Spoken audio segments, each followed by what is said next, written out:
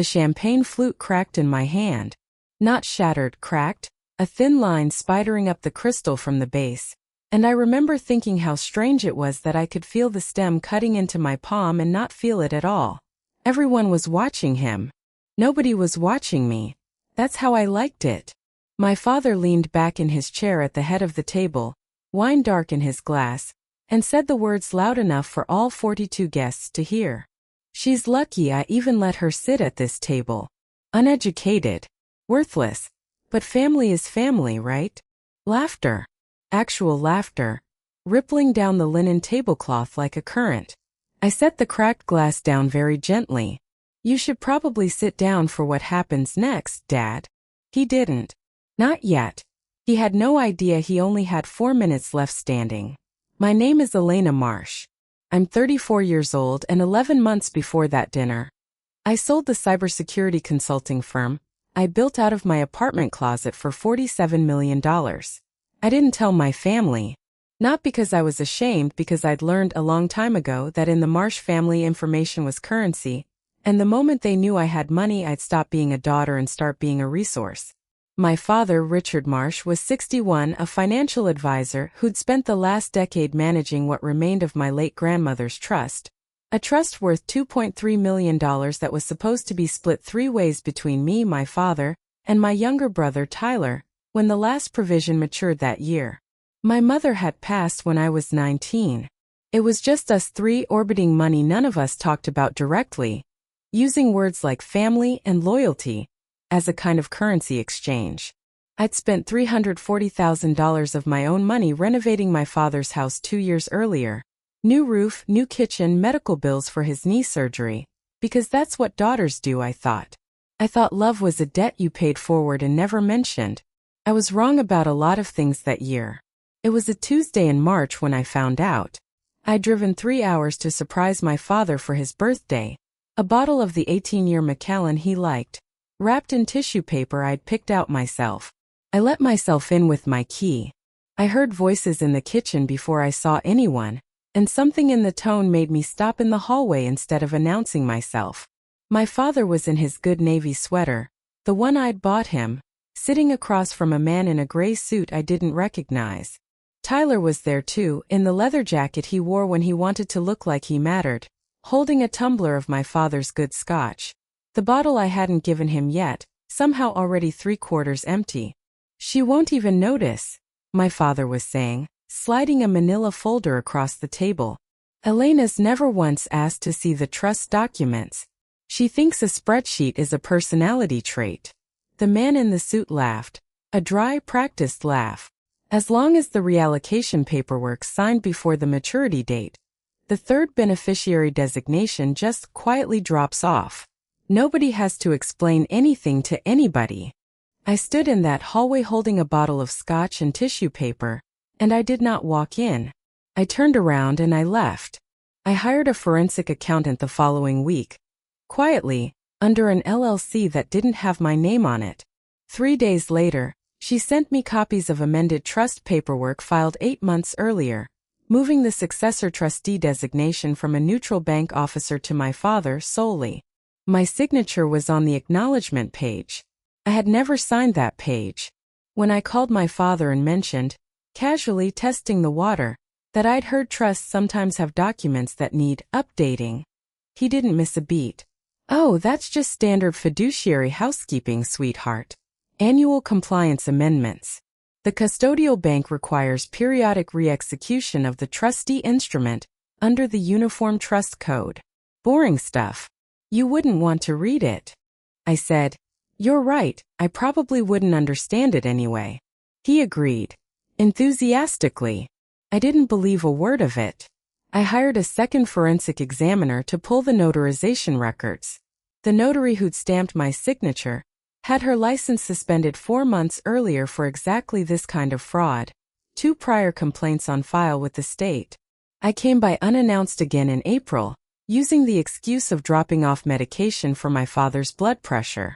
I heard them before I reached the porch. The window was cracked open. Once the trust reallocates, Tyler and I split the whole $2.30 mil, my father said. Elena gets nothing, and she'll never even ask why. She's not smart enough to ask why. Tyler snorted. She still drives that beat-up Honda. God, imagine being that pathetic at 34. I stood on the porch steps in the cold, holding a paper bag of pills for a man who had just sold me for a rounding error, and I smiled. Genuinely smiled. Because now I knew exactly what kind of trap to build. The forensic accountant found the final piece 2 weeks later. Wire transfer records showing my father had already taken a $180,000 advance distribution from the trust the previous winter, funneled through Tyler's new consulting company, which had no clients, no employees, and no business filings past its incorporation date. It was a shell. My father wasn't just cutting me out. He'd already been stealing from a trust he wasn't legally the sole trustee of yet, based on paperwork forged with my name. I decided, sitting in my lawyer's office with a folder 3 inches thick, that the smartest thing I could do was become smaller. I started calling my father more, letting my voice go soft and a little lost. Dad, I don't really get all this financial stuff, could you just handle it? I trust you. I let him see me struggle with a restaurant bill once, fumbling with a tip calculation, apologizing for being bad with numbers. I wore the same tired cardigan to 2 family dinners in a row. I let Tyler see me squint at a text message like I couldn't read it fast. Internally, I was running a company with 340 employees and a 9-figure exit under my belt. But I understood something my father had taught me without meaning to. Predators don't attack strength. They attack what looks wounded. If I wanted him confident enough to say the quiet part loud, I needed him to believe the quiet part was already safe. Every "sweetie, don't worry your head about it" was the nail he was hammering into his own coffin. I just had to keep holding the coffin steady. I built the trap with 3 components. First, I asked my father sweetly if I could see just my copy of the trust paperwork for my own records, framing it as sentimental, for Grandma's memory. He handed it over without hesitation, smug, certain I wouldn't understand what I was reading. I had it authenticated and copied within the hour. Second, I invited the forensic accountant, under a fake company name, Aldridge Wealth Consulting, to help modernize the family trust portfolio. A meeting my father agreed to because he assumed she was there to make his fraud easier, not to record it. She wore a small recorder clipped inside her blazer. My father spent 40 minutes explaining, in his own words, exactly how he'd forged the trustee documents and diverted the $180,000. Third, I set my phone to record, face down on the kitchen table, at every family dinner going forward. Nobody suspects a phone lying flat and dark. It looks dead. It never is. The night before the birthday dinner, my phone buzzed once under my palm. A text from the accountant. Confirmed. Filing ready. State AG contact briefed. Green light whenever you are. I typed back one word, Sunday. Then I put the phone face down on the nightstand and slept better than I had in 11 months. Sunday. 42 guests. My father's 62nd birthday, catered, string lights in the backyard. A banner that said "World's Best Dad" that Tyler had ordered and hung crooked. That's when the champagne flute cracked in my hand. That's when my father said I was uneducated and worthless, in front of everyone, and the table laughed. I set the glass down. I stood up. I did not raise my voice. You're right that I don't understand fiduciary law the way you do, Dad. So walk me through something. Explain to everyone here what a uniform trust code re-execution is. Explain why the notary who stamped my forged signature had her license suspended in July. Explain the $180,000 advance distribution you routed through Tyler's shell company that has 0 clients and 0 revenue. The backyard went silent enough that I could hear the string lights buzzing.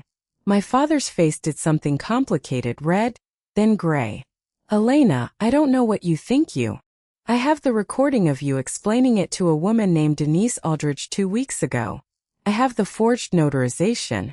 I have the wire transfers. And Dad, since you called me uneducated, I should mention I sold my company in June for $47 million. I own 3 of the office buildings your firm rents space in. You've been paying me rent for the last 4 months without knowing it. Tyler's tumbler slipped out of his hand and shattered on the patio stone. Nobody laughed this time. Two men in plain clothes walked through the side gate. Detectives I'd arranged, at the accountant's suggestion, to arrive precisely at 7:45 p.m., once the confrontation had visibly begun. "Richard Marsh? We need to speak with you about a trust fraud complaint filed with the State Attorney General's office." I picked up the birthday banner Tyler had hung, "World's Best Dad," and I tore it in half slowly, the paper ripping with a long, satisfying groan, and let both pieces fall onto the cake table. "Happy birthday, Dad." Richard Marsh was charged with trust fraud, forgery, and fiduciary theft. He faced up to 12 years. He pled to a reduced sentence of 3 years, with restitution of the full $180,000 plus $95,000 in legal penalties. Tyler's shell company was dissolved by court order within 6 weeks. He was named as an unindicted co-conspirator, avoided prison through a cooperation deal, but lost his apartment, his car, and within 4 months, his girlfriend, who cited finding out my boyfriend's entire net worth was fraud, in a since-deleted social media post that somehow still made the rounds. The trust was restored under a court-appointed neutral trustee. The full $2.3 million was preserved for its intended purpose, my grandmother's actual wishes, which, it turned out, had allocated a portion to fund scholarships for first-generation college students. I made sure that provision was honored to the letter. My father's financial advisory firm collapsed within the year once the fraud made local news. 11 employees lost their jobs. I didn't blame them for my father's choices. I quietly funded a 3-month transition package for every one of them through an anonymous LLC, and personally referred to firms I had relationships with. Grace doesn't have to announce itself to be real.